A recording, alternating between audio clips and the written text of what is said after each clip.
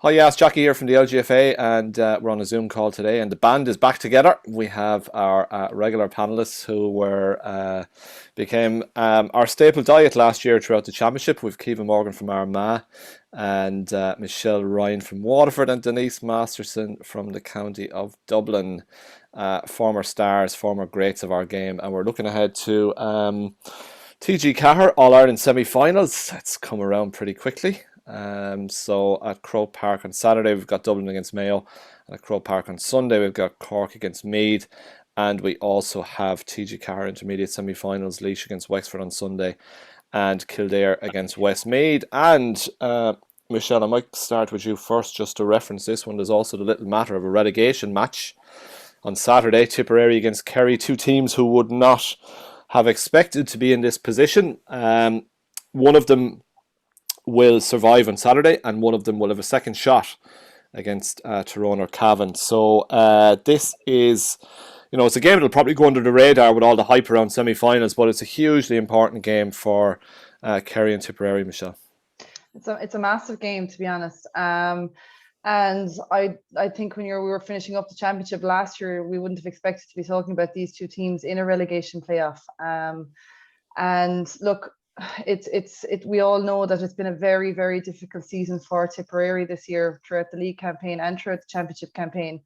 They were down a number of players and then got hit with a number of injuries, and so a lot of those things end up outside of your control, and they're trying to deal as best they can with the cards that they've been dealt. And I think they're going to find it quite challenging this weekend coming up against Kerry. Kerry were very competitive in their championship. They pushed Galway to the pin of their collar in that first championship game, and there wasn't much between them in the end. And I know it was a bit more difficult against Donegal, but I just think when you think about the setbacks Tipperary have had in this season, and I suppose a difficult championship campaign that Kerry have come through, that you would have to say that it is in Kerry's favour going into this weekend.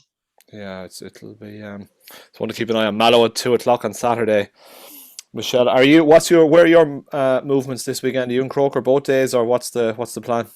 I'm actually going to be watching them from home. I have a family occasion this weekend that has been cancelled on numerous times, and it just didn't work out well scheduling wise. But I'll be back in action in 3 weeks with the All Ireland finals weekend, so I'll be watching eagerly on the phone probably to see how things are panning out. Good stuff. Best wishes to the family. Everyone well, yeah? All good, all great, yeah, all excellent, great. Excellent. I wish you well. Caoimhe, how are you? We were chatting just before Michelle and Denise popped on the call about Armagh, and I have to say it was a little bit of a shock to me, I have to say. But at the same time, I was watching Meath running rings around Kerry in the Lidl Division 2 final at Croke Park, and I thought this is a very good team, and they've really adapted so well and so quickly to senior football, and they brought it up a notch. And you were particularly impressed, Caoimhe, by Meath and how they play and how well drilled and well structured they are. Yeah, look, they're a phenomenal outfit. This has been a progress from about 2017. They've been working on this. They're so well drilled. Every player knows their job. I was amazed by sitting back and actually watching, when Armagh turned over the ball, how quickly they just retreated. They actually turned their back on the ball and headed straight towards the D. They were happy to leave, like Amy Mackin out on her own when she knew she wasn't going to be a scoring threat. I know sometimes you'd be thinking, how is she not going to be? They were so confident in what their job was, exactly what they were doing. And they have really good quality players, and they play very, very well as a team. I think they took Armagh by surprise, and I think Armagh were a bit naive. I don't think they had enough homework done on how to combat their system of play, and they were punished for it. Yeah, it was an incredible game. Amy finished up with 428 in the championship out from 4 matches. So it's phenomenal. Okay, it didn't go her way for periods of that Meath game, but then she kicked some unbelievable scores at the same time. She is, from where she's come from, I just think it's worth referencing the season that she's had. Even it's not over yet. There's an Ulster final to come, but the season that she's had is just immense. Yeah, look, she'll come up with something magic, a lot of the time. The girls have a lot of trust in her. They look to her as a leader now. I think, her coming back from her cruciate injury as well has made her a lot more hungry as a player. Amy is, a fantastic player. She's a great attitude. And I just like to see Armagh now maybe bringing in more of the forwards into the play as well, playing off her a little bit more, and maybe her not having just as much responsibility, because the likes of Meath were able to notch up 10 different scorers. And when Armagh are starting to depend on one kind of scorer, it's limiting. So, in that respect, I think we need to try and get more as well of the other forwards playing off her, so it's not just always Amy. But like, to be fair, she's a fantastic player, great outfit, but it'd be nice to see a wee bit more dynamic, I think, as well. Okay. Denise, how are you? Great, thanks, Jackie. Good, good. We were obviously waxing lyrical about the Dubs last year, and for the last 4 or 5 years. You don't think they can get much better, and then along comes Hannah Tyrrell, and I mean, watching her in the flesh, she is I don't like using the word. She's a freakish athlete. She's just a brilliant athlete, strong, pace. She's not particularly wide, but she's so wiry, it's just a brilliant footballer as well, Denise. But the way she's adapted back to football so quickly, I think, is incredible, because there's old photographs on Sportsfile. We deal with Sportsfile of Hannah when she was a goalkeeper back in the day, and here she is now. Yeah, I was going to ask you that. You would recall those days, Denise? Yeah. Oh yeah, she would have been our second goalkeeper, I suppose. Her and Cleena would have been pushing for spots. Hannah would have been there. I think Hannah was there up until 2014. Maybe she left during that season when she got called into the rugby. I suppose she's trained so hard at an international level now for rugby as well. But I actually bumped into Hannah, and what I found from her was somebody who. She's really enjoying it. It's nearly more of a laid, and I know it's like laid back inter-county with Dublin, but I think after coming from the rugby and all the travelling, like, she was really enjoying it. I think she found it a much more relaxed environment. I think she's really impressed with the setup with Mick and the girls, and for me, that was the thing that struck me most. Like, she's just loving it. This was just coming to the end of the league. I think it was heading into the league final with Cork when I bumped into her, and she was so pumped up for championship, and I was thinking, oh my God, like, unleash the beast, because she was playing so well, and she was just so up for the championship, and she seemed so relaxed, and I think physically she feels in great shape. And I think anyone playing football in that kind of mind space, it adds to the game even more. And like, a change is as good as a rest, I suppose. And I really think that the few years out of the game, she's come back and she's hungry, and she's just really, really enjoying it. So huge boost for the Dublin squad. Oh, she's just brilliant footballer as well. I'm just amazed by how quickly she's transitioned back to football from professional rugby. And I know she had a club campaign under her belt from last year, but to step into an inter-county scene like that and make such an immediate impact, I think is testament to her her ability and her willingness to become a real part of this Dublin setup. I mean, she was a super goalkeeper as well. I mean, absolutely super goalkeeper, super shot stopper. Like, she's just a very talented athlete. I think she could put her hand to anything, that way. Yeah, big week for her. She's getting married as well. Yeah, huge. It was with her wife-to-be that I met her when I met her that day. So happy out. Just seems to be in a really good place, I suppose, in life in general, and just thoroughly enjoying everything. Sure, why wouldn't you? Yeah, best wishes to them both. It's great times, happy times, and just that Dublin panel. It's Goldie hasn't. She's been working her way back from injury as well. Siobhan Killeen has come back into the fold. I just want to mention Carla again, Denise, because I'll always think back to the Armagh game last year in the championship semi-final, and Carla's the way she led from the front for Dublin. And again, the last day, when they were in a tricky, sticky enough picket against Donegal, she emerged with big scores again. She's become a massive leader in this Dublin team, Denise. Yeah, huge, and probably quietly so. And, I know I talk about her all the time, like up there with Lindsay Davey, in terms of she does a lot of hard graft and work as well. Like, Carla would be such a hard worker on the pitch. I mean, she gets up and down. She'd be getting the tackles in. I mean, I know she's a super forward, but like, Carla will tackle really hard. Nothing gets past her easy. She's a very kind of explosive player, which is always hard to mark, very hungry for the ball. She'd be very focused and driven on the pitch, So, I mean, I've always rated Carla really highly, and I mean, she is one of the senior members of that squad now. She's been around a long time, I suppose. But when you're playing in a forward line with the likes of Lindsay and Sinead and Noelle and that, maybe she's only coming to the fore more, but I mean, I would rate Carla so highly. I mean, I just think that the pace that they have up in that forward line now, and Carla, no more than Hannah, seemed coming back into it after the injury. She just seems really hungry to get on the ball again. And I mean, that game against Donegal will do her confidence wonders now ahead of Mayo now this weekend. But yeah, I think she's super, you know, and I mean, there's a lot of new girls coming in, you know, in terms of pushing the Dublin forwards. And I thought, would they be missing Goldie? And you haven't actually, you know, they haven't missed her as such, and yet to think that she's still there possibly to come in. I mean, what a player to have on the sideline. You know, the Dublin are managing okay without, like, same as they managed, I suppose, without Carla. But then when you see her come in there against Donegal, I suppose it just makes you realise the strength and depth of the panel that Dublin have. Yeah, absolutely. And we talked last year maybe about the transition and whether it would be the final act for some of the more experienced players, and they have gone again for another year. But if there is going to be change, and whenever it comes, you've like Niamh Heatherton is coming in, Keith O'Connor is coming in, even Abby Shields in goals was put, you know, when Ciara was out for the league. You know, there's so many talented players that are just ready to take the chance. I think Dublin, I know they're in really good stead. So Michelle, do Mayo have a chance?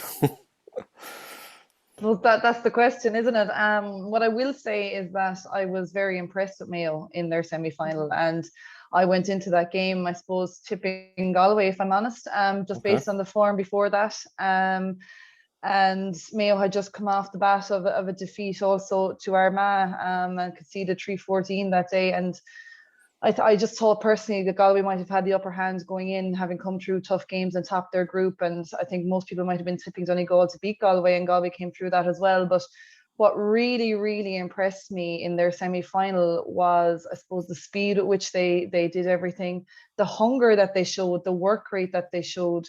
And I thought their defence was absolutely excellent. And they were very, very disciplined in their defence as well, and posed Galway huge trouble in that. And I know Megan Glynn suffered an injury during that game, and that she is a key player for Galway, but I just, even that injury aside, it just felt like Mayo had a real hunger and drive about them and determination on that day, that they weren't going to come away from that game without a win. And I mean, they made some tough changes before that game. They changed their keeper before the game as well.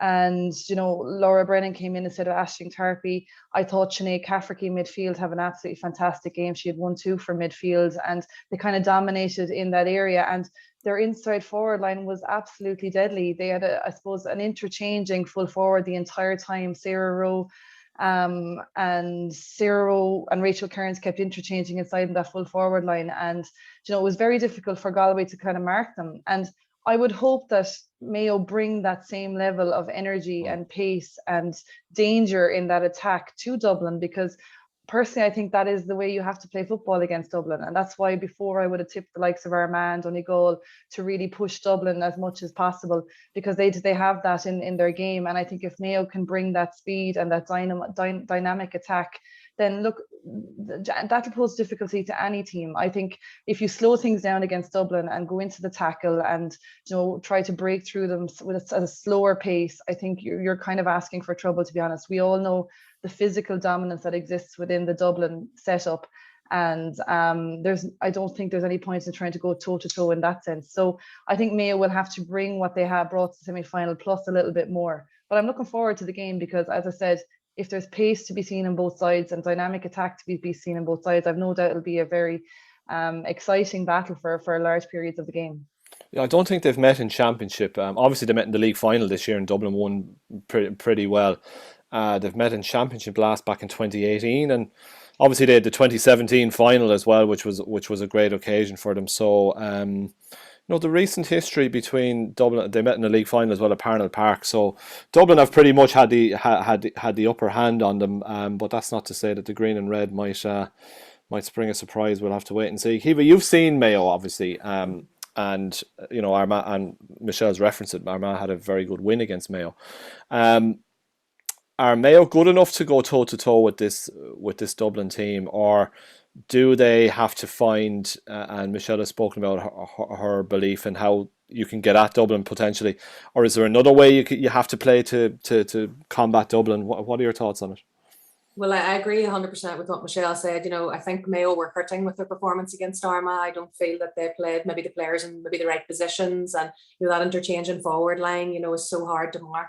Kieran's and the interchange in there was a fantastic thing for Mayo to do. So I believe that if they show that hunger, like work rate and hunger are a big part of any game. And yes, they'll understand, they'll have watched Dublin. I'm sure they'll be doing a lot of video analysis and things, but Mayo need to stick to their own game plan, play to their strengths. And, they have it in their locker, and they will look back on that Galway game and say, look, we got a lot of things right. We need to improve upon that. We need to push on. And look, every team's beatable on their day. And Donegal give Dublin a good game. They really shocked them in the first 10 minutes. And, yes, Dublin settled into it a lot better, but Mayo will be trying to do something like that and trying to get them on the hop and, just keep at their own game plan, work really, really hard, and see how it goes. There's nothing to lose. Yeah, absolutely. Denise, you've played in big games, obviously. What's it like playing in a semi-final compared to a final, for example? You hear the old saying about semi-finals that you just do what you have to do to get through, right? So once you get through to the final, then it's obviously there's a massive prize at stake, the silverware and the All-Ireland Championship and all that goes with that. When it comes to a semi-final, is that the case? You just do what you have to do to get through to that final. That's the primary aim.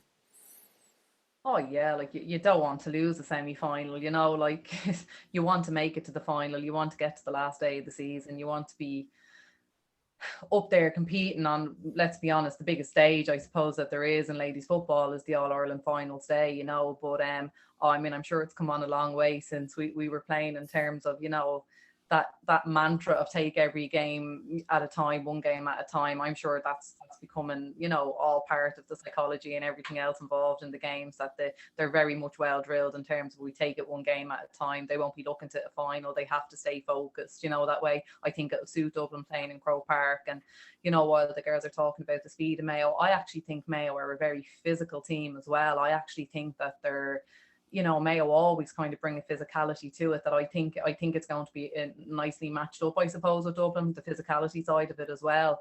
But I just think that the Dublin team, while they have all these young players that are coming on, I still think the likes of like Lindsay, McGrath, I just think they bring such a composure and calmness. I felt in a couple of the games when those girls might not have started, it took the Dublin team a little bit longer to settle. I just think with them there, it's going to be a huge thing for Dublin and Croke Park again. Big open pitch, they like to move the ball fast. I think Dublin will be taking it one game at a time. I do. I think it's come a lot further than us, banging and chanting about that it's, take this game, we want to, I'd say they're much better well prepared in the whole mind games of it than we were 10 years ago, maybe even. I'd say there's huge improvements even in that side of the game, and I would say they're very well drilled in one game at a time. They have a lot of experienced people in the changing room. I don't think they're going to get too caught up in the fact that this is the game they have to win to get to an All-Ireland final. And maybe for Dublin that's easier. They've been there the past couple of years. Like you said, it was 2017 when they came up against Mayo. Maybe for Mayo, the thought of getting to a final will provide them with more of a mental challenge. I don't think it necessarily will Dublin. I think that they're a bit too experienced now at this stage. No doubt it's a semi-final, it's a huge game. But I would say they'll be very well prepared in terms of how to deal with that. So I think that would be maybe more of a challenge for Mayo. But in terms of the physicality and the speed, I think it's going to really be a nice matchup all over the field. Okay, so in a word, Denise, Dublin or Mayo? Dublin. Michelle, what are you thinking? Dublin. Okay, and Kiva? Dublin. Right, so we have a consensus across the board. Right, so Cork and Meath. Go on, what you say, Denise? I said evenly matched, but not. We'll wait and see. So look, we'll know one of the finalists on Saturday evening, and then we're back at HQ on Sunday for Cork and Meath. I think this is a really interesting game. I really, really do. I suppose Cork will look at the Waterford game, and it's so unfortunate about the Murrays, Michelle. The three of them out, and they still gave Cork enough of it. So who knows what would have happened with a full deck. I just felt so sorry for Waterford, but it did that game show up some maybe frailties in Cork, Michelle, or was it a case for Cork that they just, a bit like a semi-final, okay, this is a quarter-final, they just had to do enough to get through to the next round? Or what way did you read that game? To be honest, I think it did show up some frailties, but I think not just the Waterford game. I think there have been some frailties to be seen in Cork's performances in the championship. And yes, look, Waterford were dealt the blow of the girls not being available through COVID, and that's the times that unfortunately that we're living in. And Yes. they are major players for Waterford. They're absolutely major. But credit to all the other girls who knew they had to step it up, and they did step it up. And there's no doubting that there was chances there for them in the second half, especially in that third quarter, to get a few goals on the board and a few extra scores on the board. And Cork were struggling to come to terms with them at times. But being, I suppose, the experienced outfit that they are, they knuckled down, got tipped over a few points when they needed to, just to extend that gap that little bit, and came out, as you said, the winners on the other side. But I think that with the Waterford game, with the Meath game even previously in the championship, there have been some frailties to be seen in the Cork side, and Meath posed Cork an incredible challenge in that first game in the championship. And I think even Cork could see from the league final against Kerry the system which Meath operate, which is incredibly effective, and Caoimhe has already mentioned it. The work rate that is coming from that entire team. Positions don't really matter out there. You'll see the likes of Emma Duggan, and you'll see, all of them, and Vicky Wall, all drifting back. They could end up in the full back line and half back line just as much as they'll end up in the half forward line and full forward line. And that structure posed Cork a bit of trouble during that first game, and they only came out of it in the last few minutes of that game. Now, I do think they'll learn something from that, Cork, absolutely. And obviously, there's been more to be seen of Meath since then to learn even further from it. But interestingly enough, during that game against Meath, Orla Finn came off injured. She didn't play then in the Tipperary game. She played for part of the Waterford game and came off injured again. So as to whether she's available, that's another question. Darren O'Sullivan, as we know, is coming back from an injury, isn't back true to form 100%, I would say, yet. And maybe this 2 weeks now will bring her on that little bit more. I think that maybe they are lacking maybe a little bit of firepower and speed and composure, maybe a little bit up front. And I think the dynamic attacking play of Meath will still pose them problems. And like I said, going into the league final against Kerry, that as the dream was drawing closer, I really felt Meath were going to do something really incredible, and they did. And as they are progressing in this championship, you just get the feeling that they're building, and the momentum is still building. And for me, there is a possibility of an upset on the cards this Sunday, based on what I've seen in them. And I was very impressed with them again against Armagh. They have bought into the structure and plan that Eamon Murray has put in place, and they're executing it brilliantly. And there's no weak links in that. And like I said, I just wouldn't be surprised if they can push it one step further on Sunday. Interesting. Denise, conscious of your time, if you have to dash, just slip off nice and quietly. Absolutely no problem at all. No, like I think last year all I did was praise Meath, and it's probably really weird coming from a dub, but like I've been so impressed with Meath, and I think if anything speaks to the intermediate championship and how a team can use it to rebuild. I mean, I just think Meath have been going so strong. I mean, I thought they were superb last season in the championship. I thought they were absolutely superb against Westmeath last year in the All-Ireland final. And like Michelle says, there's just not a weak link in the team. And she's talking about the forwards getting back defending. Then you have Emma Troy coming from corner back. I was just going to say it. To score a goal. Yeah. Oh, I mean, she's phenomenal. But like, I completely agree with Keith as well. Like, it's such a defined system they play. And yet you're watching them, and they're actually fantastic to watch. Like, there's nothing boring about the system. They all get back, they all do their job. But like, I really just thoroughly enjoyed the Armagh Meath game. Like, I was looking at the Meath players, and I just think what credit has to go to them, what they have built from being relegated. Like, they were senior when we would have come up against them in Leinster. And, obviously I've been rooting for Leinster teams to get back up into the senior championship, and great. It looks, obviously we're going to have another one now with the teams that have made the intermediate semi-finals as well. But I think last year we said that, we thought Meath were favourites to win the intermediate. Not only would they be coming up senior, but they would be, contesting. And my God, like they've kept that going. And I mean, I always spoke about Maura O'Shaughnessy in midfield, and, I just thought, there beside her. But then the Orla that, there beside her the last day, and like dominating midfield as well. Like, I just don't think they have a weak link in the chain. And one thing that really struck me, Orla passed the ball from midfield, set someone up on goal. I'm not sure if it was even Cleary or who it was. And, you know, she probably didn't take the right option.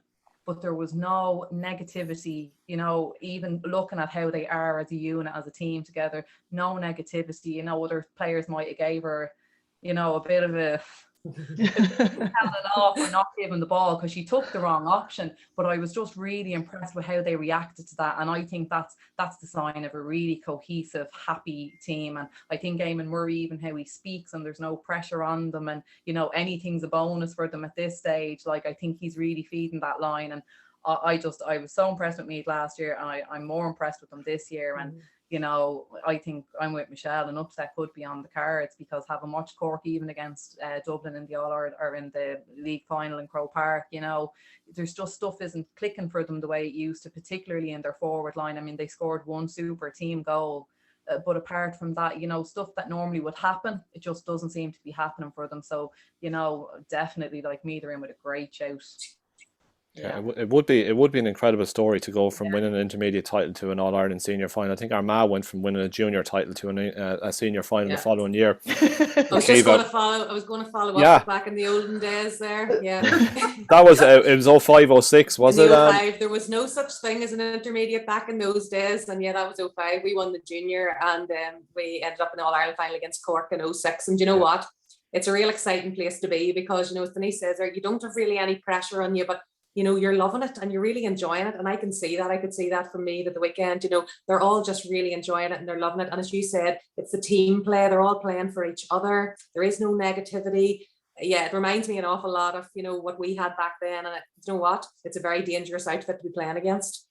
I was just flicking on something here, right? This is Monday, 3rd of August, 2015. Back when I was doing a bit of writing and a piece on the 42, seventh heaven for Cork as All-Ireland champions destroy Meath by 40 points. Do you remember that game at Semple Stadium? If it was Cork 7-22, Meath 3 points. I was at that game at Semple, right? It was a qualifier, and I'm just going to flick on to Martina O'Brien, Marie Ambrose Breach Stack was there, Deirdre O'Reilly, Breach Corkery, Ciara O'Sullivan, Orla Finn, Valerie Mulcahy. You know, star-studded. Meath had Monica McGurk in goal, who'll be in goal at the weekend. Shauna Ennis was there at corner back. It's just interesting to flick through this team. Megan Tin was there. Vicky Wall was number 13.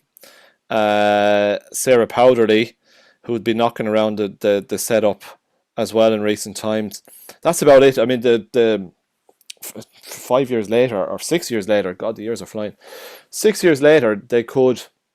Really, I suppose, if they're looking for any little scrap of motivation, I'm sure some of the players that were involved that day, we think it's, you know, okay, right, they cut the gap back to just 2 points in that earlier game in the championship, but that will have stung, I'm sure, back in the day. But it's just an interesting little touch point when you think about the Meath and Cork rivalry. Okay, so we had 3 from 3 Dublin to beat Mayo, so this might be a little bit different, right? So, right, go on, Denise, we'll kick off with you, so again.